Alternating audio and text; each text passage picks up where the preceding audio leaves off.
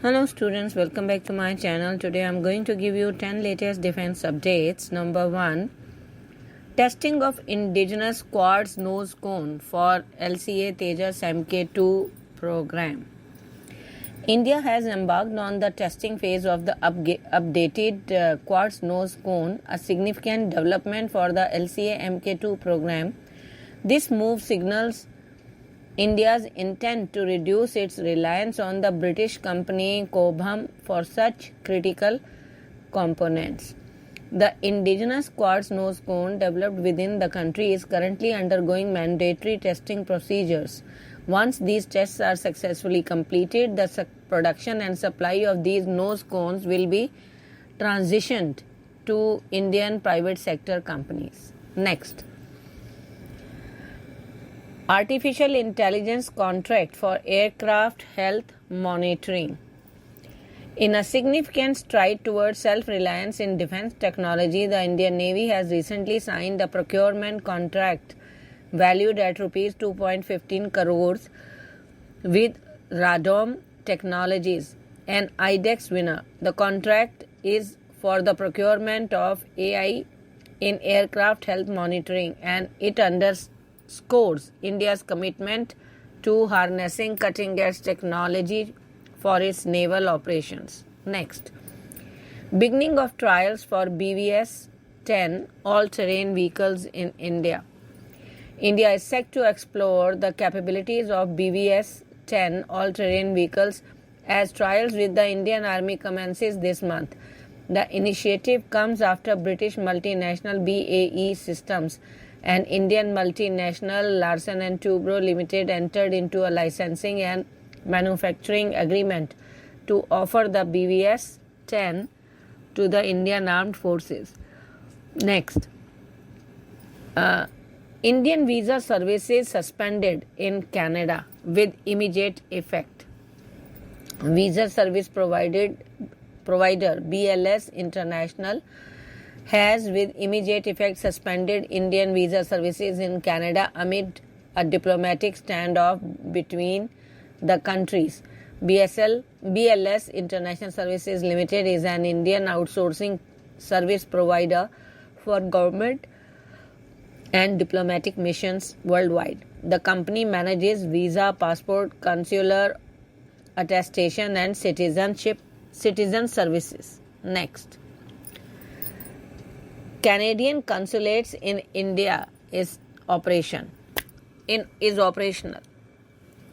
The Canadian High Commission consulates in India are open, operational and continue to serve clients, the High Commission informed on Thursday. The Canadian High Commission said that Global Affairs Canada continuously monitors the safety and security of our missions and personnel as we maintain a strict security protocol to respond to any events. Next, planning to acquire 24 submarines to counter China in response to increasing maritime tensions and the expanding presence of the People's Liberation Army Navy in the Indian Ocean region. India has unveiled plans to bolster its naval capabilities. These plans include a significant ramp-up of its submarine acquisition program aimed at modernizing its fleet and maintaining a strong presence in the strategical vital waters of the IOR. Next, supply chain for T-7 Red Hawk trainers from India. Boeing, a global leader in aerospace, is making significant strides in its partnership with Indian companies as it expands its footprint in the country and is further scouting for more partners in the country that can become part of the T-7 Red Hawk trainer program.